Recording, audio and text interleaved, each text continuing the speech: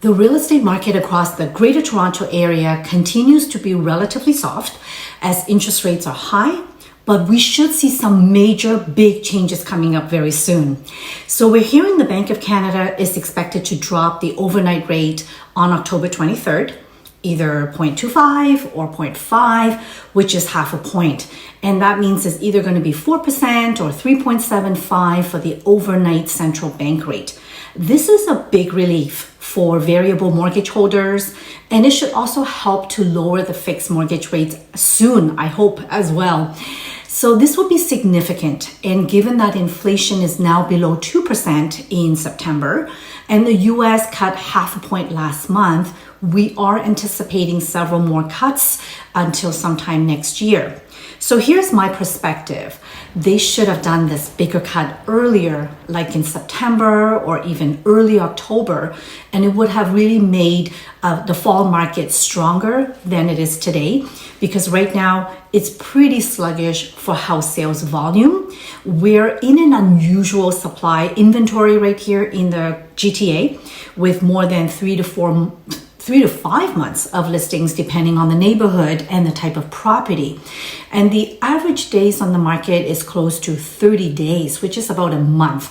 Now, I believe that as long as the news media and the central bank continue to make announcements, and if they continue to say things like we should expect more interest rate cuts coming up in the next few months, there are going to be buyers who will continue to wait on the sidelines and not make a decision right away to purchase a home. It could be the case that potential buyers are waiting for more rates to go lower, before they jump in, especially with the Bank of Canada's relatively transparent messaging these days that further rate cuts are on the way. So the current balance right now in our market in the GTA is definitely more favorable to home buyers. And my perspective is that it is a good time to buy if you are in the market and if you can afford and it's the right house for you, because right now you can actually negotiate price, terms, pretty much everything. There's not the pressure to make a quick, irrational decision. And I think a lot of buyers are coming to that conclusion as well. So here's the thing, the government has recently introduced a few big changes to mortgage rules, which I'm going to walk you through what these new rules are on this video. So stick with me please here until the end. Thank you again for watching, and drop me a comment below. I will respond to you personally. And if you're new here, welcome. I would love for you to subscribe so that we can be connected. So here's the thing. Recently, the government says that they aim to help more Canadians purchase their first home. Realistically, let's face it, they also want to stimulate the market, because more home sales, that's going to mean more taxes for the government, like land transfer tax, property tax. These are big. More revenues for the banks, of course. And it has a ripple effect across many professionals as well, directly or indirectly related to housing, right? Like mortgage agents or home inspectors, lawyers, appraisers, and of course, construction related trades and builders and so forth. We all know the economy is not growing right now. It's really not great with ultra low GDP. And the next thing that the government has to fix is to make sure that unemployment rate doesn't continue to rise. Now that inflation has fallen below 2%, they need to tackle jobs and employment. So these new changes to mortgage rules, they are intended to stimulate more home sales and the growth of the economy and avoid going into a recession. Or some people may say going further into, a recession. My honest perspective is that they had cheap interest rates for too long, and that overheated the real estate market. And then they raised the interest rates so high, so fast, and to tackle inflation, then they also introduced new rules like non-residence tax, or foreigners cannot buy a property here, etc. Like that really has cooled down the market. So it's been a real roller coaster ride in the past couple of years. And like I said before, it feels like Toronto, along with many parts of Canada, we're like a teenager with growth spurts. We're going through pain points right now growing up. And of course, compared to many older and more mature cities in the US and in Europe. Now, it's impossible to predict the future with any certainty, but one thing we know is that the GTA has proven to be a very resilient market, and real estate goes through cycles. It goes up and down.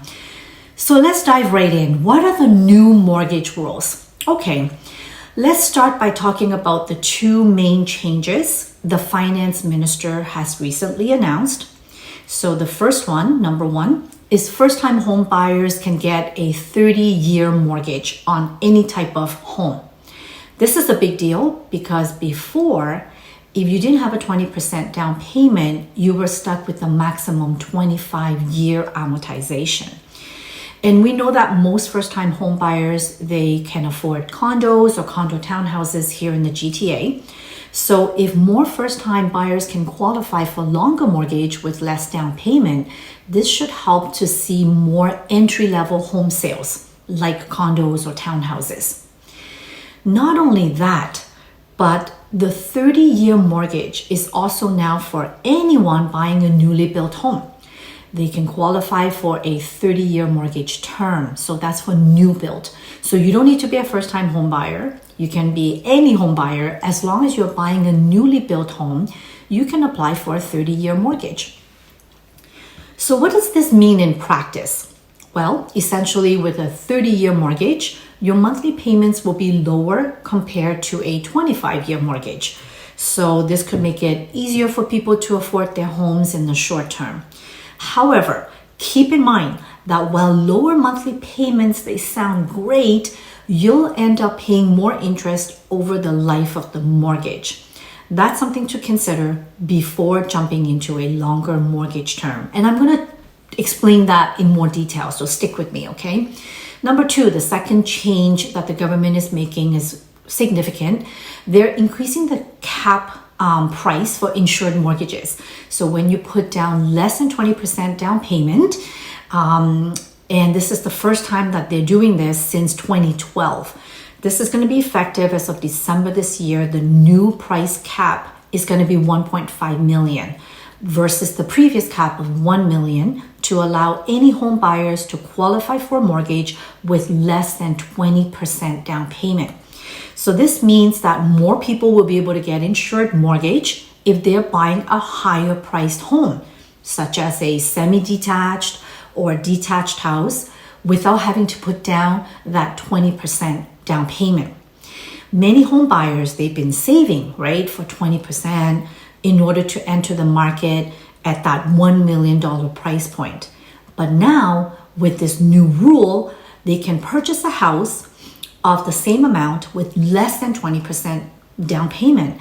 But keep in mind that they have to factor in additional costs, which could be considerate, such as insurance premium and more interest over the term of your mortgage until the end of the amortization. So, home buyers who decide to put down less than 20% on a mortgage of up to $1.5 million home, they really should do the math, like paying the mortgage insurance premium, as well as interest on a larger principal, and that could really affect your mortgage payments. So why is the government making these new changes? Well, housing affordability has been a big issue in Canada, especially in cities like Toronto, Greater Toronto Area, Vancouver, where the average home price is far surpassed $1 million mark. Many Canadians, especially young people, they have felt completely priced out of the housing market. So by expanding access to 30-year mortgages and raising the cap for insured mortgages, the government is trying to give more people the opportunity to own a home. Finance Minister Freeland, what she mentioned recently is about keeping up with the new realities of the Canadian economy. She acknowledged that home prices have risen, a lot significantly in recent years, and that these new rules are needed to reflect that new reality that we're in. So this is a big move to help Canadians to achieve home ownership. But there are a few things to be cautious about, so let's talk about that right now. Let's talk about how these changes will affect first-time home buyers. So with 30-year mortgages back on the table, first-time buyers now have more flexibility when it comes to their monthly payments.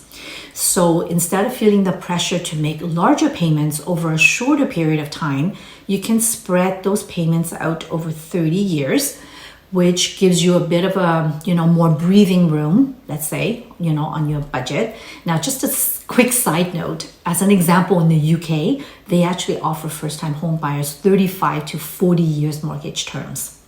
Okay, so on top of this, insured mortgage limit is raised to $1.5 million, right? So for home buyers, especially in the high-priced markets, they can qualify for an insured mortgage without having to scrape together a 20% down payment.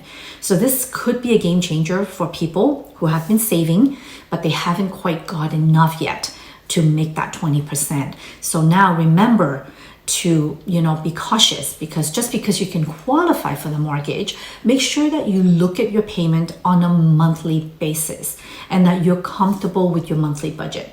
Because as I mentioned before, for insured mortgage, there is insurance premium and interest over the amortization term. So these are considerate costs that you must take into your calculation. Okay. Now, there's the flip side too, because more people will now be able to enter the housing market, right, with these new rules. So there's a chance that it could increase demand, especially in the already hot markets and in the high demand areas. So as we know, when demand goes up, if there's limited supply, prices tend to increase. So while these new rules make it easier maybe for some people to buy a home, they could also push prices even higher. And we don't know when, sometime in the future, if there are more buyers jump back into the market. So let's look at the impact on banks and the real estate market. Let's not forget these changes will affect banks and the broader real estate market. Banks are likely going to see an uptick in mortgage applications, especially for higher value homes. With more people able to qualify for mortgages, particularly those with insured mortgages, banks could see more business, which is obviously a win, right, for banks, of course. For the real estate market as a whole, we could see more competition for homes in the future, especially in high demand areas. So one concern that's been raised is whether these changes could further fuel the housing market and push prices even higher. Some experts are cautious, saying this could worsen the housing affordability crisis by allowing more people to enter the market, but not doing enough to address the lack of housing supply. So it's a fine balance between making home ownership more accessible and ensuring that prices don't skyrocket as a result. So what should you do now if you're thinking about buying a home with these new rules that are coming up in place? Well, the first thing I would recommend is talking to a mortgage advisor to figure out what your options are and do a really thorough calculation. They'll be able to give you a clear picture of what kind of a mortgage you could qualify for under these new rules, and also help you understand the long-term costs of a 30-year mortgage. Also, be prepared for a potentially more competitive market, because with more buyers likely to enter the market, it's important to have a solid plan and be ready to act quickly if you find a home that you love. You got to be ready. And if you're in a high demand area, keep in mind that there could be maybe more competition, or even maybe prices may raise in the future as more people qualify for mortgages as well. So, all right, this is me today wrapping up in this video, and I hope this breakdown of the new mortgage rules helps you understand how they could affect your home buying journey. And as always, in life, like anything, there are pros and cons to consider. And if you found this video helpful in any way, please like and subscribe for more updates, more tips. And leave me any questions or comments below. I'd love to hear what you think about these new rules. And thank you so much for watching, and I'm going to see you in the next video.